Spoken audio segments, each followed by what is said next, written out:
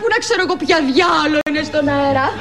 Ανυποψίαστη νοικοκυρά και αθώα μάνα, σήμερα θα συζητήσω μαζί σας ένα καυτό θέμα. Πώς θα καταλάβετε αν το παιδί σας έχει μπει στο δρόμο του σατανισμού. Αν το δείτε να έχει πετάξει τα Λούκι Λουκ και κοιτάει τη μαύρη βίβλο. Αν παίζει όλη μέρα με ένα κουνελάκι και δεν είναι Πάσχα.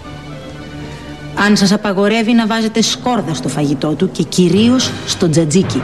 Αν σας ζητάει για φαγητό βρασμένη γάτα.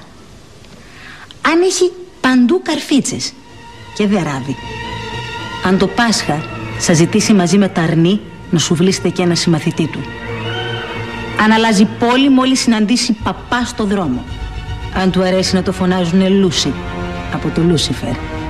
Αν του αρέσει να ακούει τους δίσκους του ανάποδα. Αν φεύγοντας από το σπίτι σας χαιρετάει με τη φράση «Θα σε δώσω την κόλαση, γλυκιά μου». Αν του αρέσουν εκφράσεις του στυλ «Πάω κατά διαόλους, του διαόλου τη μάνα, έσπασε ο διαόλος το ποδάρι του, τη στο διάλο, διαβολού κάλτσα». Και τέλος, αν σας κουβαλεί στο σπίτι μια τύπισσα σαν εμένα, μην κάνετε το σταυρό σας. Μπορεί να μπείτε σε μπελάδες.